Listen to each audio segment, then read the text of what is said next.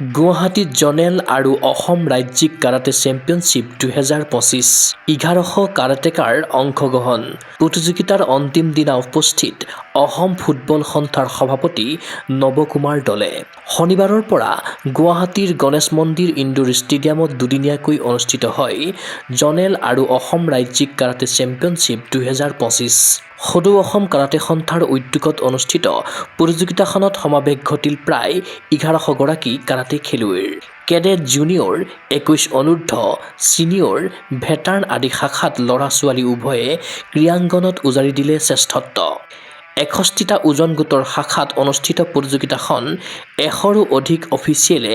সুচাৰুৰূপে পৰিচালনা কৰিলে দেওবাৰে প্ৰতিযোগিতাৰ দ্বিতীয় দিনা প্ৰতিযোগিতাস্থলীত বিশিষ্ট অতিথিৰূপে উপস্থিত থাকিল বিধায়ক অসম ফুটবল সন্থাৰ সভাপতি তথা প্ৰাক্তন কাৰাটে খেলুৱৈ নৱকুমাৰ দলে তেওঁ খেলুৱৈসকলক উদ্দেশ্যি শুভেচ্ছামূলক ভাষণ আগবঢ়োৱাৰ উপৰি পদকজয়ী খেলুৱৈসকলক মেডেল প্ৰদানেৰে কৰিলে উৎসাহিত খানাপাৰা ইনডোৰ ষ্টেডিয়ামত দুদিন ধৰি সদৌ অসম কাৰাটে প্ৰতিযোগিতাৰ আয়োজন কৰা হৈছিলে আৰু আজি অন্তিম দিন আমি এই অনুষ্ঠানত আহি অতিকে আনন্দিত হৈছোঁ বিশেষকৈ যোৱাকালি 700কৈ অধিক খেলুৱৈ আৰু আজি 600 গৰাকী খেলুৱৈয়ে অসমৰ বিভিন্ন প্ৰান্তৰ পৰা আহি এই প্ৰতিযোগিতাত অংশগ্ৰহণ কৰিছে আৰু এই প্ৰতিযোগিতাই প্ৰমাণ কৰিছে যুৱ প্ৰতিভা আৰু খেলৰ প্ৰতি আগ্ৰহ যে আমাৰ দিনে দিনে যে আমাৰ যুৱকসকলৰ মাজত জনপ্ৰিয়তা হৈছে এই খেলেই প্ৰতিপন্ন কৰিছে আৰু মই বিশেষকৈ অসম কাৰাটে সন্থাক ধন্যবাদ জ্ঞাপন কৰিছোঁ তেখেতলোকৰ উদ্যোগত এনেধৰণে দুদিনীয়া সমৰ কলা প্ৰতিযোগিতাৰ জৰিয়তে আমাৰ খেলুৱৈসকলৰ প্ৰতিভা বিকাশৰ বাবে যিখিনি তেখেতলোকে প্ৰস্তুতি কৰিছে তাৰ বাবে আমি তেখেতলোকক সকলো আমাৰ এই সংস্থানৰ লগত জড়িত সন্মানীয় বিষয়ববীয়াসকলক ধন্যবাদ জ্ঞাপন কৰিছোঁ আৰু পৰৱৰ্তী দিনতো যাতে এনেধৰণে সুন্দৰ আয়োজনৰ জৰিয়তে আমাৰ উঠি অহা প্ৰজন্মৰ অসমৰ যিখিনি প্ৰতিভাৱান খেলুৱৈসমূহ এখন সুন্দৰ মঞ্চ দিব বুলি আশা ৰাখিছোঁ আৰু ইয়াত প্ৰায় খেলুৱৈসকলে খুব সুন্দৰভাৱে খেল প্ৰদৰ্শন কৰিছে আৰু আশা ৰাখিছোঁ এই আমাৰ খেলুৱৈসকলৰ মাজৰে আজি ৰাজ্যিক ভিত্তিত খেলিছে কাইলৈ ৰাষ্ট্ৰীয় আৰু আন্তঃৰাষ্ট্ৰীয় পৰ্যায়ত তেখেতলোকে অসমৰ নাম উজ্বলাই উঠিবলৈ সক্ষম হ'ব বুলি আমাৰ দৃঢ় বিশ্বাস তদুপৰি দ্বিতীয় দিনা প্ৰতিযোগিতাস্থলীত বিশিষ্ট সমাজকৰ্মী তথা গণেশ মন্দিৰ ইনডোৰ ষ্টেডিয়ামৰ সাধাৰণ সম্পাদক অমিতাভ চৌধাৰী বিশিষ্ট সমাজকৰ্মী অৰুণাভ চৌধাৰীও উপস্থিত থাকে প্ৰতিযোগিতাৰ সন্দৰ্ভত জনালে সদৌ অসম কাৰাটে সন্থাৰ সম্পাদক আদৰ্শ চৌধাৰীয়ে জনেল আৰু Assam state karate championship sub junior cadet junior under 21 আৰু ছিনিয়ৰ লগতে পেৰা আৰু ভেটাৰ্ণো একেলগে আমি অনুষ্ঠিত কৰিছোঁ যোৱা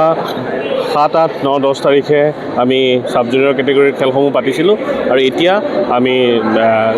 কেডেট জুনিয়ৰ ছিনিয়ৰ পেৰা আৰু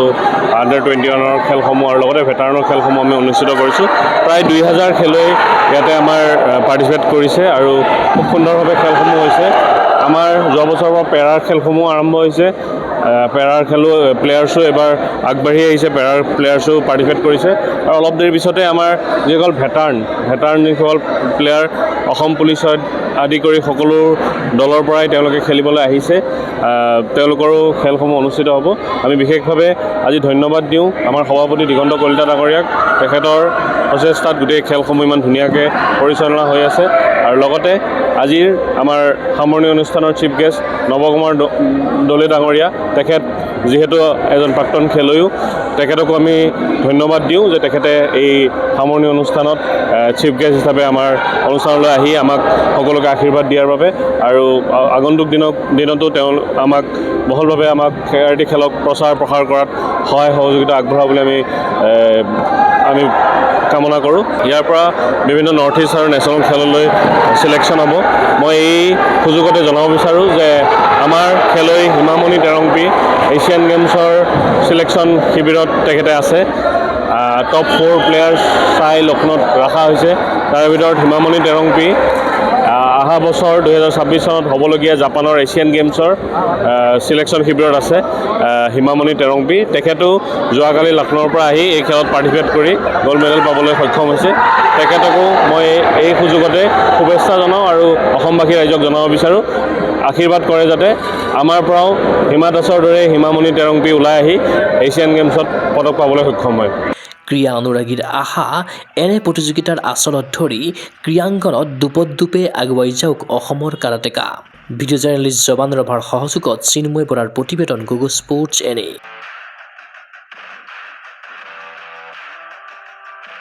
ফিজিকেল এডুকেশ্যন বিষয়ত ডিগ্ৰী পাঠ্যক্ৰমৰ কাৰণে অসম তথা উত্তৰ পূৰ্বাঞ্চলৰ প্ৰথমখন শিক্ষানুষ্ঠান অভিৰুচি institute of physical education.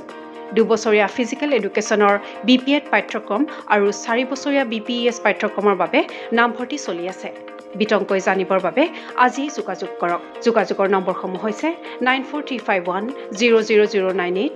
7002233540, 88765210998, website www.aipguwahati.in।